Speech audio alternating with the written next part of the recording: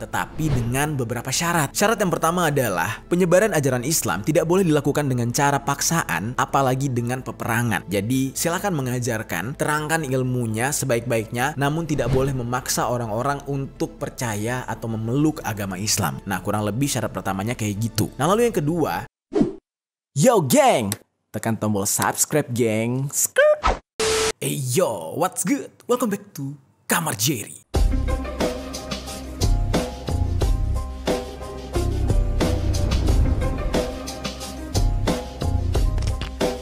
Geng. Oke, hari ini gue masih di Aceh karena kondisinya masih mudik, suasana lebaran, dan kita tetap berbagi informasi. Hari ini berhubung masih suasana lebaran gitu ya, suasana merayakan hari kemenangan bagi umat muslim. Dan seperti yang kita tahu, pemeluk agama Islam di Indonesia adalah salah satu pemeluk agama Islam terbesar di dunia. Nah, kabarnya sih sekarang udah kalah sama Pakistan. Sekarang Pakistan jumlahnya jauh lebih banyak dibandingkan umat muslim Indonesia. Tapi nggak apa-apa, yang penting suasana selama lebaran, suasana selama Ramadannya juga itu sangat-sangatlah adem dan juga banyak dukungan dari saudara-saudara kita yang non muslim juga. Nah, hari ini gue bakal ngebahas sebuah sejarah tentang agama, dan ini merupakan sebuah sejarah panjang tentang agama tertua yang pernah ada di Indonesia, terkhususnya di Pulau Jawa. Seperti yang kita tahu, Indonesia itu adalah negara multikultural yang mana berbagai macam bahasa, berbagai macam suku dan budaya serta agamanya. Nah, kalau dulu di masa sekolah kita tuh selalu diajarkan bahwa agama pertama di Indonesia itu adalah Hindu. Baru setelah itu disusul oleh Buddha. Lalu seterusnya ada Islam, ada Kristen, ada Katolik, Konghucu, dan itulah agama-agama yang diakui di Indonesia. Tapi geng, sebenarnya masyarakat Indonesia sendiri jauh sebelum Hindu datang itu sudah memiliki agama kepercayaan sendiri. Dan hari ini gue khusus akan membahas sebuah agama tertua atau bisa dikatakan agama pertama yang ada di tanah Jawa yang bernama agama atau kepercayaan Kapitayan. Ini merupakan agama asli masyarakat Indonesia sebelum adanya akulturasi dari negara-negara luar yang membawa kebudayaan serta agama masing-masing. Ya, mungkin seperti agama Hindu. Agama Hindu yang katanya agama pertama di Indonesia, padahal aslinya agama Hindu itu lahir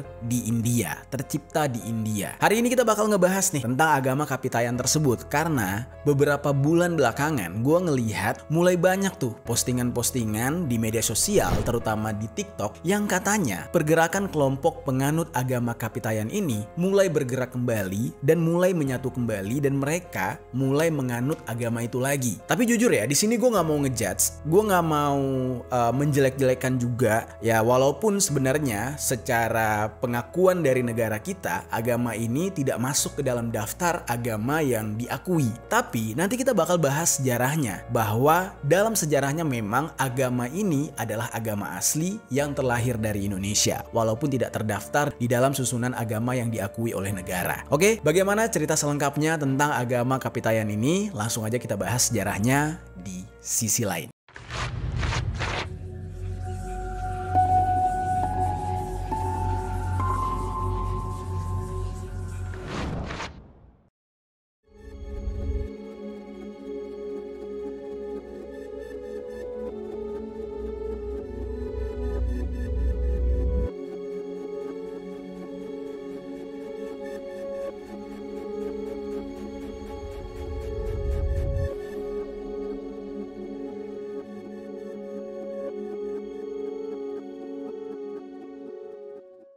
Kita langsung masuk ke dalam pembahasan agama Kapitayan dalam kepercayaan masa lalu.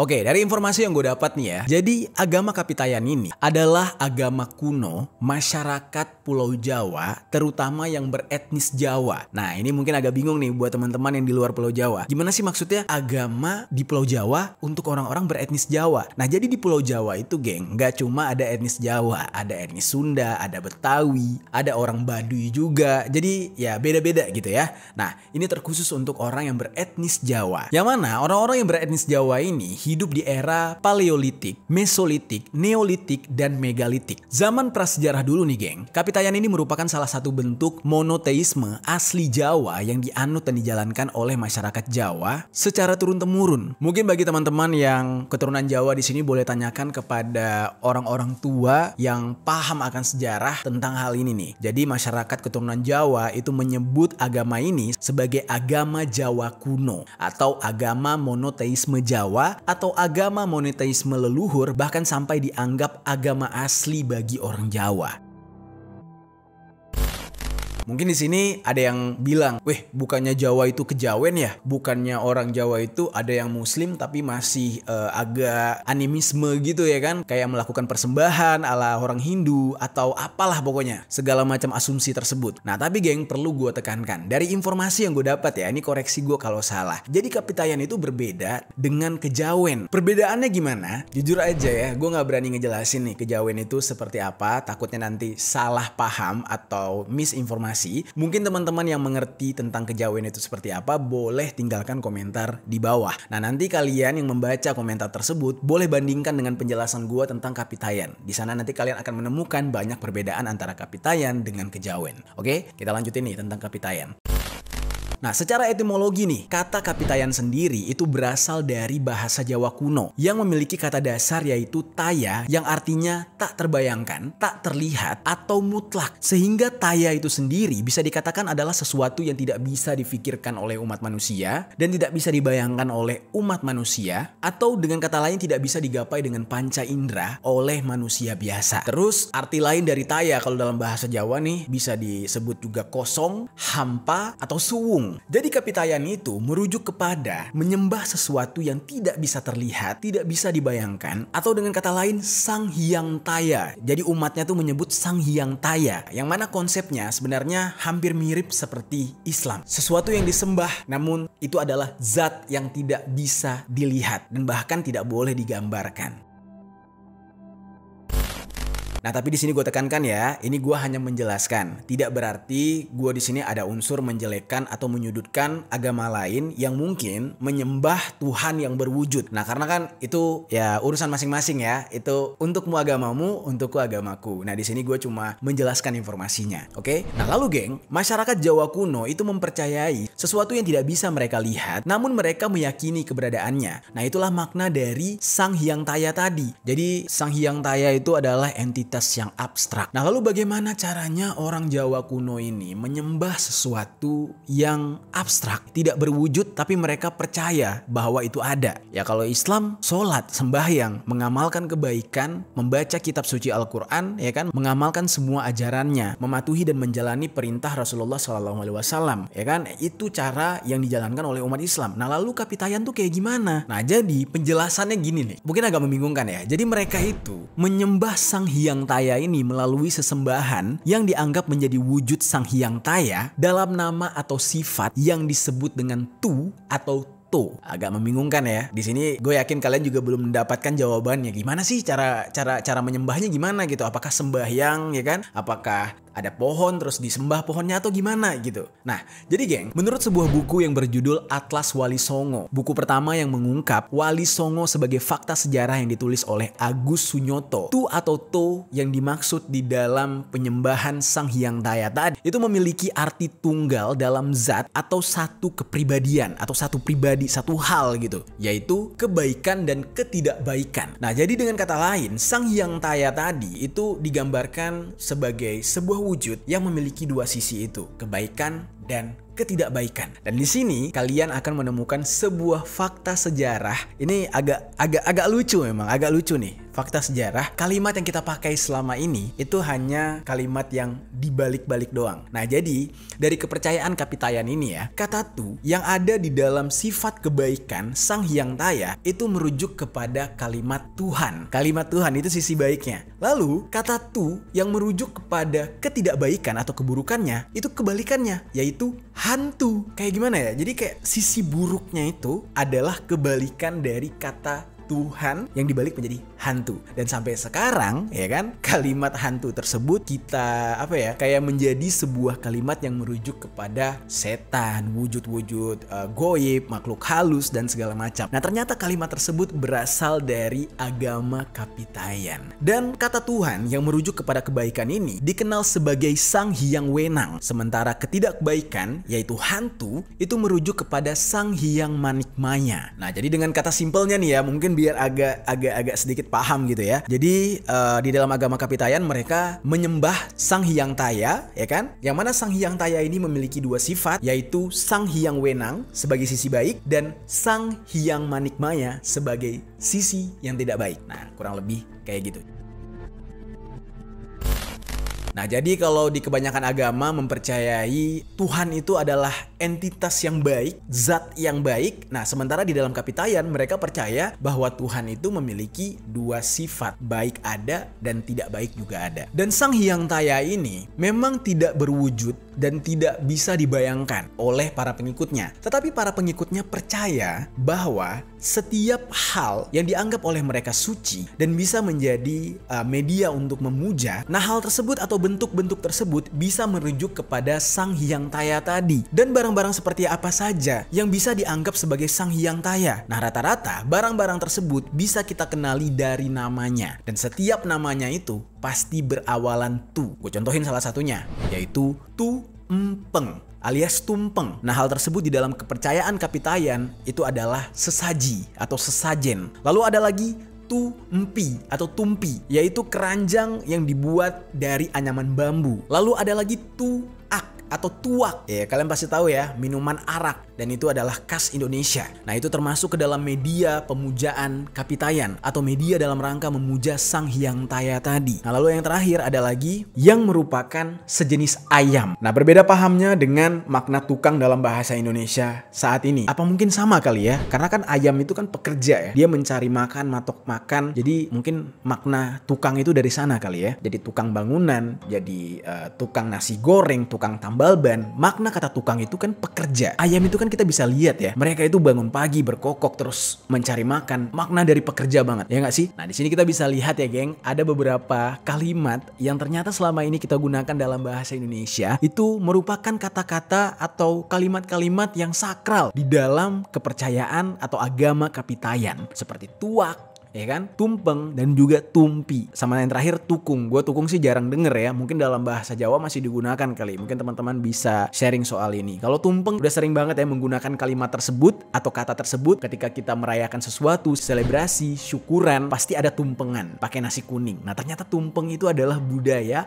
atau media pemujaan dalam agama Kapitayan. Dan semua tutu yang gue sebutkan tadi itu merujuk kepada penyembahan atau pemujaan terhadap Sang Hyang Taya dalam segi yang positif atau segi yang baik. Nah, lalu bagaimana pemujaan terhadap yang tidak baiknya? Kan tadi ada dua tuh, Sang Hyang Wenang dan juga Sang Hyang Manikmaya. Di dalam pemujaan terhadap yang tidak baik atau Sang Hyang Manikmaya, itu biasanya sesembahan yang dilakukan itu pakai kata tu juga. Tunya apa? Coba tebak deh. Kalian bisa tinggalkan komentar di bawah nih. Gue kasih hitungan sampai 3. Tu apa nih? Ya kan? Persembahan atau pemujaan yang tidak baik. Oke, 1, 2, 3.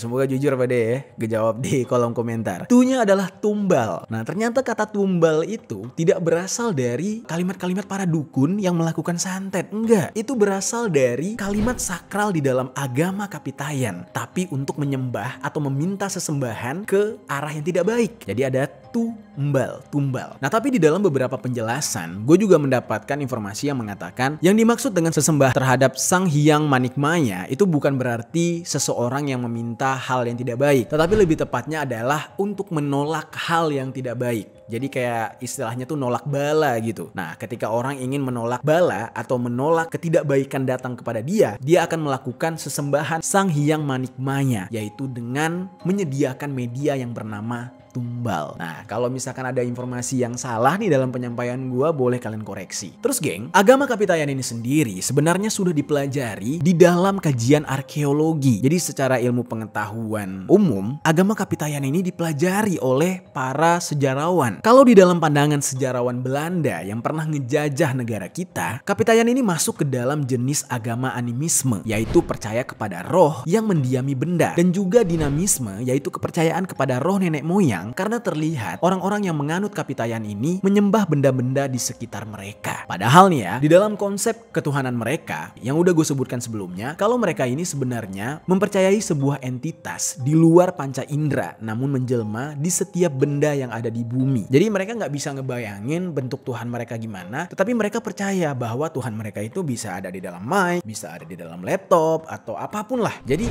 ya ujung-ujungnya ya nyembah berhala juga gitu, nyembah benda gitu, benda mati yang disembah, tapi mereka percaya di dalam benda tersebut ada rohnya. Jadi kurang lebih kayak gitu kalau menurut pemahaman arkeolog atau sejarawan Belanda.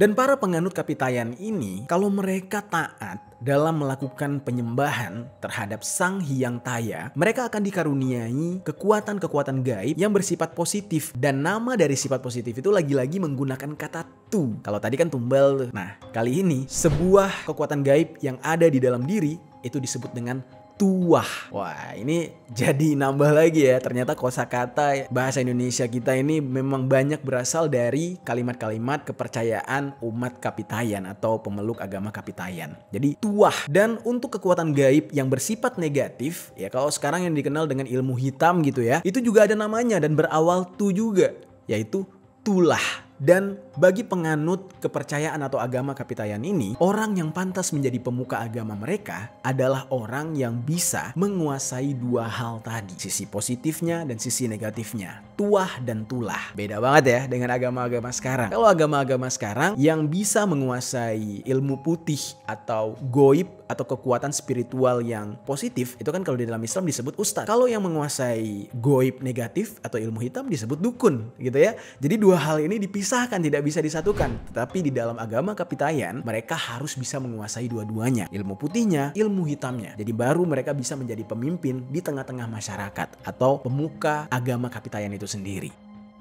Menurut beberapa sumber yang gue dapatkan, pembawa dan penyebar agama kepercayaan Kapitayan ini, menurut keyakinan dari para pengikutnya, adalah Dang Hyang Semar yang merupakan keturunan dari Sang Hyang Ismaya yang berasal dari bangsa Lemuria, yaitu sebuah bangsa yang berasal dari sebuah benua yang sudah tenggelam karena diterjang banjir besar sehingga membuat Semar bersama dengan para pengikutnya mengungsi ke Pulau Jawa. Banyak yang menghubungkan kisah tentang Lemuria ini seperti kisah banjir besar yang terjadi pada masa Nabi Nuh dulu. Dan di dalam kisah ini, selain yang bernama Semar tadi, masih ada saudaranya yang bernama Togok dan Sang Hantaga yang tinggal di luar Pulau Jawa yang sama-sama mengajarkan agama Kapitayan juga. Hanya saja dua saudaranya ini mengajarkan Kapitayan dengan cara yang berbeda, geng. Dan ada satu saudaranya lagi yang bernama Sang Manikmaya. Nah, Sang Manikmaya ini tinggal di alam goib. Lalu kalau kita pelajari nih geng ya, konsep ketuhanan yang diajarkan di dalam agama Kapitayan ini itu agak mirip dengan konsep ketuhanan yang diajarkan di dalam agama Islam, yaitu tauhid, alias percaya kalau Tuhan itu esa alias satu. Jadi nggak ada entitas lain yang harus disembah. Ya kalaupun ada nabi, ada rasul, ada Rasulullah SAW, nah beliau tidak untuk disembah, tetapi untuk diikuti pedoman hidupnya, ajaran-ajarannya gitu kan, dan sunnah-sunnahnya. Setiap sabda beliau ya diikuti untuk menjadi pedoman hidup, bukan untuk disembah. Yang disembah tetap Allah Subhanahu wa Ta'ala. Meskipun ya di dalam praktiknya penyebutan Tuhan antara Kapitayan dan Islam itu berbeda, namun secara konsep ketuhanannya ya mirip, sama gitu. Nah lalu balik lagi ke pertanyaan sebelumnya. Kalau memang Kapitayan ini benar-benar agama pertama masyarakat Pulau Jawa, lalu bagaimana dengan Kejawen? Bagaimana Kejawen kok tiba-tiba bisa muncul di tengah-tengah masyarakat Jawa? Dan apa perbedaannya antara Kejawen dan Kapitayan ini? Mungkin untuk secara detailnya memang gue gak bisa ngejelasin nih geng, tapi sedikit kita bisa menarik mundur nih ya kepada sejarah masuknya Hindu ke Indonesia atau ke Pulau Jawa khususnya. Nah jadi geng, orang Jawa sedari awal sudah sudah menganut kepercayaan Kapitayan ini, kemudian kedatangan agama baru dari luar Nusantara itu tiba dari India, yaitu Hindu. Nah, Kapitayan ini berasimilasi dengan agama Hindu. Jadi tergabunglah antara agama Kapitayan dengan Hindu yang baru saja datang. Lalu singkat cerita, saat era Islam masuk ke Nusantara, dan di saat itu di Pulau Jawa tersebarlah agama Islam yang dibawa oleh Wali Songo atau 9 wali. Ajaran dari Kapitayan yang sudah bercampur dengan Hindu ini kembali tercampur lagi dengan agama Islam. Nah, jadi udah 3 agama nih tercampur di sana. Nah, pencampuran 3 agama yaitu Kapitayan, Hindu dan juga Islam akhirnya menciptakan atau lahirlah sebuah kepercayaan baru yang disebut dengan kejawen. Makanya kalau kalian lihat kejawen ini, kalian akan sangat bingung. Ini Hindu atau ini Islam? Tapi kok ada seserahan dan sesajennya? Dan terkadang juga pohon-pohon itu dianggap keramat, dianggap sakral, dianggap ada rohnya. Nah, ini sebenarnya kalau di dalam kepercayaan Islam seutuhnya, mempercayai Tuhan lain atau menyembah entitas lain selain Allah Subhanahu wa Ta'ala itu adalah musyrik atau syirik, menduakan Tuhan gitu. Tetapi di dalam kejawen kalian akan menemukan Islam dengan praktik-praktik kebudayaan Jawa yang akan membuat kalian tuh bertanya-tanya, ini boleh nggak sih? Nah, tapi di sini gue nggak ngejudge ya, geng. Di sini gue hanya berbagi informasi dan kenyataan ini ada, dan kita juga tidak boleh ya merendahkan atau ngejudge atau menghakimi kepercayaan orang lain. Belum tentu juga kita benar gitu kan. Yang menilai semuanya ya yang di atas, Allah Subhanahu wa Ta'ala, yang menentukan dosa kita, yang menentukan agama siapa yang paling benar, sholat siapa yang paling khusyuk, siapa yang masuk surga, itu bukan kita. Jadi kita nggak boleh ngejudge. Di sini kita cukup mengetahuinya aja. Oke? Jadi begitulah, geng. Mengapa kejawen itu mungkin membingungkan umat Islam yang lain ketika kalian melihat, loh kok ada sesajennya segala, ada dupanya, ada kayak kopi ditaruh di sudut-sudut ruangan, dan di malam-malam tertentu masih percaya akan primbon gitu kan. Nah, itu adalah kepercayaan yang lahir dari 3 kultur agama tadi, Kapitayan, Hindu, dan terakhir masuklah Islam. Akhirnya terciptalah kejawen. Jadi kurang lebih seperti itu. Untuk perbedaannya ya lagi-lagi gue serahkan kepada kalian. Kalian boleh tinggalkan komentar di bawah. Tetapi secara simpelnya ya bisa gue katakan perbedaan Kapitayan dan kejawen. Ya, Kapitayan itu masih dengan sesembahannya yang sesuai dengan ajaran zaman dulu, sementara kejawen itu sudah bercampur 3 agama tadi, dan bahkan ada unsur Islamnya yang sangat bertolak belakang dengan Hindu sebenarnya. Tapi di dalam kejawen jadi nyatu. Semoga bisa dipahami. Oke, sekarang kita masuk ke dalam pembahasan yang disebut dengan perjanjian Sabdo Palon.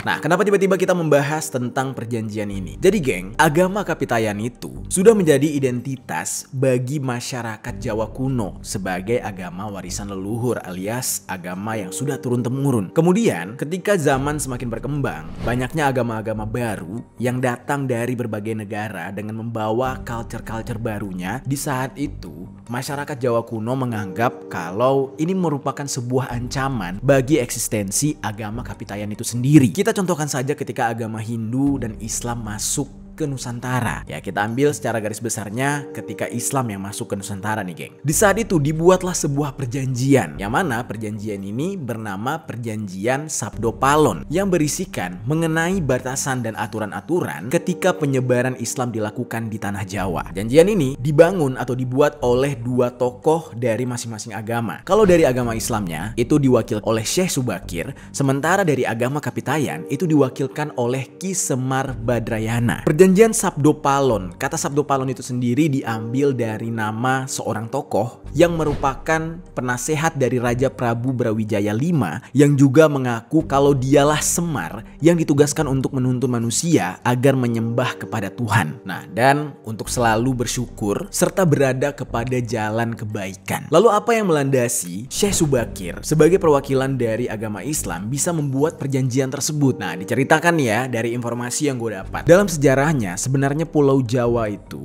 merupakan salah satu pulau yang sangat angker dan kehidupan di tanah Jawa di saat itu sangat berantakan. Pulau Jawa dikenal dengan tanah yang dipenuhi oleh kekuatan atau ilmu sihir. Di tanah Jawa sendiri itu dipenuhi dengan hutan belantara yang mana dihuni oleh para iblis dan juga jin sebagai bangsa lain dari bangsa manusia. Lalu tibalah pada suatu hari nih geng, Sultan Muhammad I mendapatkan petunjuk untuk melakukan penyebaran Islam di Pulau Jawa dan mengirim utusannya, yaitu rombong yang berisikan alim ulama untuk datang ke Pulau Jawa demi tujuan penyebaran agama Islam. Nah, pada awal penyebaran Islam, ternyata masyarakat Pulau Jawa di saat itu tidak menyambut baik seperti ketika datangnya Hindu. Di saat itu, masyarakat Pulau Jawa tidak mau menerima Islam dan akhirnya Sultan Muhammad I merasa khawatir karena penolakan masyarakat Jawa tersebut membuat dia memerintahkan seseorang yang memang terkenal sangat alim dan ahli meruqyah, dan sampai katanya orang ini bisa berkomunikasi dengan alam goib, yaitu si Syekh Subakir tadi. Nah, si Syekh Subakir ini sebenarnya punya nama yang lebih panjang, nama lengkapnya. Nama lengkapnya itu adalah Syekh Tambuh Ali bin Syekh Bakir, dan dia ini merupakan keturunan Persia atau yang lebih dikenal sekarang dengan negara Iran. Jadi dia berasal dari sana. Jadi bukan orang Arab ya, geng. Nah, setelah mendapatkan perintah, Syekh Bakir ini langsung berlayar menuju tanah Jawa. Namun di saat itu, di tengah-tengah perjalanan dia sempat berhenti di sebuah daerah yang bernama Praja Keling. Diduga Praja Keling ini yang dimaksud adalah India. Yang mana pada saat itu, Syekh Bakir sempat berhenti di sana dan mengajak beberapa orang masyarakat di sana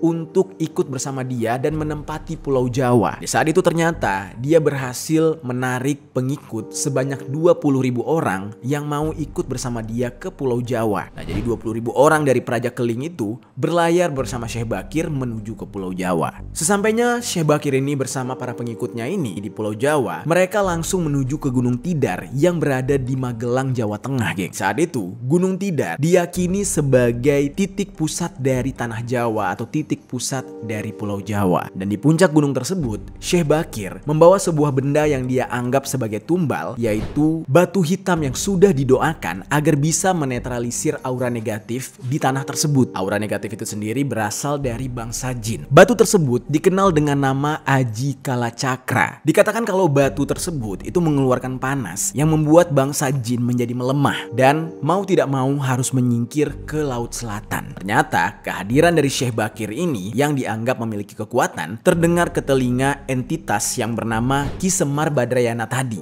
yang membuat Ki Semar Badrayana tuh jadi nggak tenang. Ki Semar Badrayana sendiri itu dikenal sebagai sosok yang menguasai tanah Jawa, dan dia sudah menguasai tanah Jawa selama ribuan tahun. Karena dia merasa terganggu nih, geng, terjadilah adu kekuatan antara Syekh Subakir dengan Ki Semar selama 40 hari 40 malam. Di dalam pertikaian tersebut, adu kekuatan tersebut ternyata mereka sama kuatnya, sehingga di saat itu Ki Semar merasa sangat kesulitan untuk mengalahkan Syekh Subakir, sehingga Ki Semar menawarkan sebuah perundingan kepada Syekh Subakir. Jadi ibaratnya tuh kayak mencari solusi dengan cara gencatan senjata alias tidak bertikai lagi dan mencari jalan tengahnya. Di saat itu Syekh Subakir menyetujui perundingan tersebut dan dia langsung menyampaikan alasan mengapa dia datang ke Pulau Jawa alias ke tanah Jawa. Nah, di saat itu dia bilang kalau dia ingin menyebarkan ajaran Islam. Ki Semar di saat itu yang merasa Syekh Subakir ini memiliki kapasitas kekuatan yang selevel dengan dia, mau tidak mau itu mengizinkan Syekh Subakir untuk menjalankan tujuannya tersebut, tetapi dengan beberapa syarat. Syarat yang pertama adalah penyebaran ajaran Islam tidak boleh dilakukan dengan cara paksaan, apalagi dengan peperangan. Jadi silakan mengajarkan, terangkan ilmunya sebaik-baiknya, namun tidak boleh memaksa orang-orang untuk percaya atau memeluk agama Islam. Nah, kurang lebih syarat pertamanya kayak gitu. Nah, lalu yang kedua, akulturasi antara Islam dengan budaya Jawa dalam pendirian tempat peribadatan. Jadi nggak boleh yang ukirannya terlalu kultur luar atau ukirannya itu terlalu meniru gaya Iran atau gaya Arab. Jadi tetap harus ada budaya Jawanya. Lalu syarat yang ketiga adalah kerajaan Islam itu diperbolehkan berdiri di tanah Jawa, tapi dengan syarat raja pertamanya haruslah dari keturunan anak campuran. Jadi raja pertama tersebut harus orang tuanya itu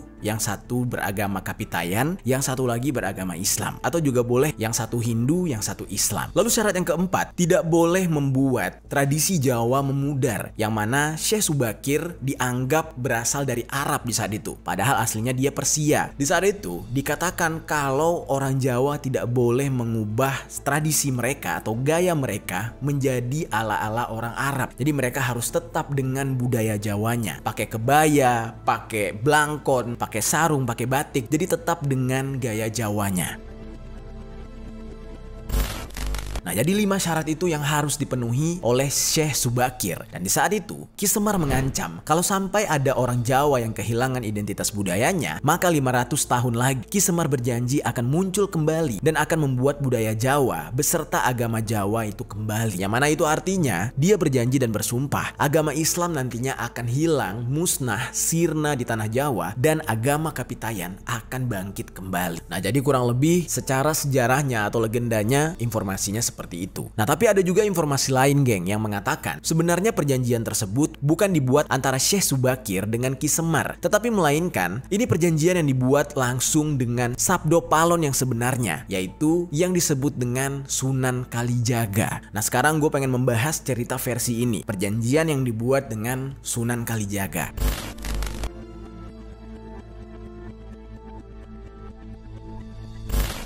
Di dalam cerita versi ini dikatakan kalau Sunan Kalijaga itu mencari dan menemui Prabu Brawijaya V dengan maksud untuk meminta bantuan dari kerajaan yang ada di Bali dan juga Cina. Prabu Brawijaya V pun di saat itu membantu Sunan Kalijaga sehingga serangan berhasil dicegah dan membuat Prabu Brawijaya V memeluk agama Islam gara-gara kejadian tersebut. Sementara itu, Sabdo Palon sendiri tidak ikut masuk Islam dan akhirnya memutuskan untuk berpisah dengan Prabu Brawijaya V. Yang mana di saat itu ternyata Sabdo Palon sendiri kecewa dengan keputusan Prabu Brawijaya V yang memilih untuk masuk Islam. Dan kekecewaan tersebut dia sampaikan melalui ramalan mengenai runtuhnya ajaran Islam setelah genap 500 tahun berdiri di tanah Jawa. Dan dia meramalkan bahwa setelah Islam runtuh, maka agama Jawa kuno akan kembali dan membuat semua orang yang ada di Jawa kembali menganut agama tersebut, yaitu agama Kapitayan tadi. Dan ketika hal itu terjadi, Sabdo Palon mengatakan dia bersumpah akan kembali ke tanah Jawa.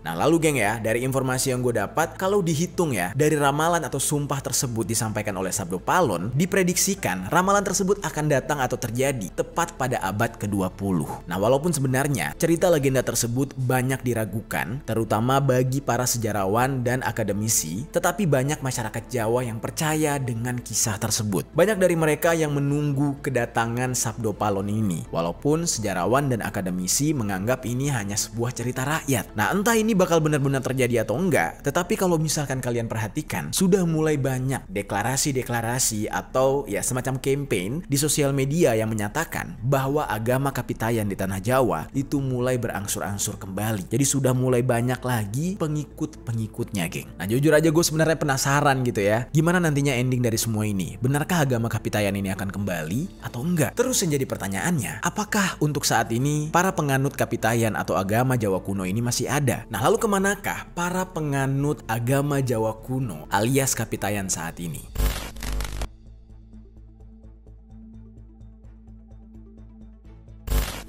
Jujur aja sebenarnya gue penasaran dengan hal ini, tapi setelah gue cari informasinya, memang penganut Kapitayan ini sudah jarang ditemui dan bahkan bisa dikatakan hampir nggak ada. Nah, mungkin buat teman-teman yang mengetahui perihal ini, ya boleh sharing di bawah, mungkin di daerah kalian masih ada penganut Kapitayan. Tetapi yang jelas, semenjak munculnya Islam, terus tercampur dengan Hindu, Kapitayan ini berubah menjadi kejawen tadi, gabungan 3 agama. Nah, sehingga Kapitayan murni itu bisa dikatakan hampir tidak ada. Nah, lalu geng, dari sini gue bisa mengetahui kalau sebenarnya agama di Indonesia itu ya lebih beragam lagi, yang mana selain 6 agama besar yang diakui di Indonesia, ternyata ada agama-agama lain di luar agama yang resmi tersebut. Lalu bagaimana nih ya kalau seandainya masih ada pemeluk Kapitayan di Indonesia, sementara Kapitayan sendiri tidak terdaftar sebagai agama resmi? Apakah orang tersebut akan mengosongkan kolom agama di KTP-nya? Karena kan itu adalah sebuah hal yang wajib ya di Indonesia. Nah, ternyata setelah gue mencari infonya, banyak dari orang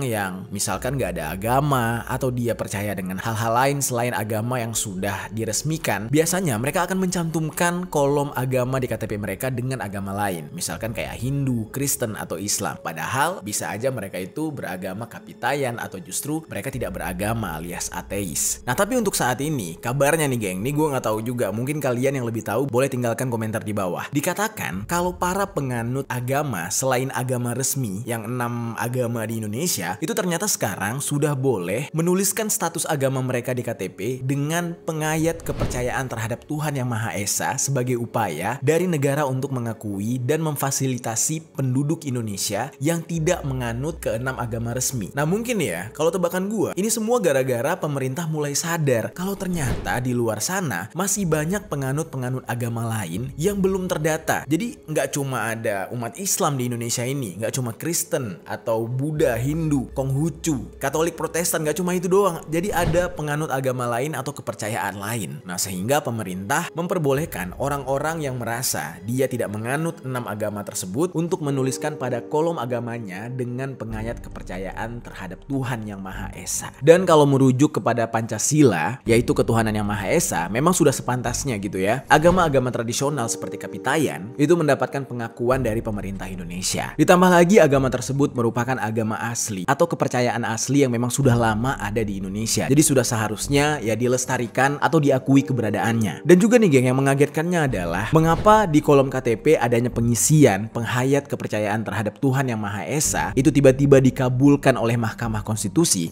gara-gara ternyata banyak dari masyarakat Indonesia yang menggugat hal ini. Mereka merasa mereka tidak menganut 6 agama yang resmi tersebut. Dan mereka mengatakan mereka merasa diasingkan di negara sendiri. Padahal ya kepercayaan itu kan urusan masing-masing.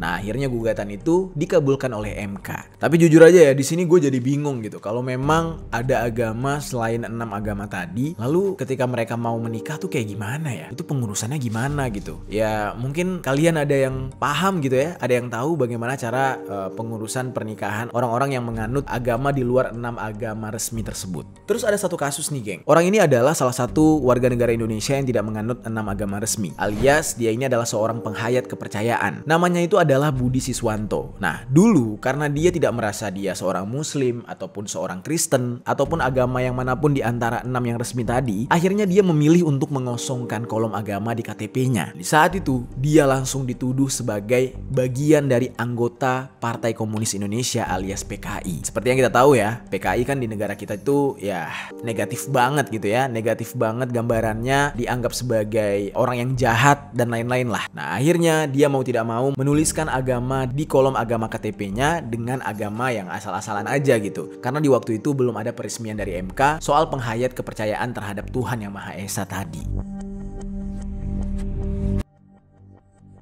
Itu dia geng, penjelasan tentang agama tradisional alias agama Jawa kuno yang bernama Kapitayan. Yang mana ini menjadi salah satu agama tertua yang ada di Indonesia, terkhususnya di Pulau Jawa. Dan ini merupakan agama leluhur masyarakat Tanah Jawa. Gimana menurut kalian tentang pembahasan kita hari ini? Coba tinggalkan komentar di bawah.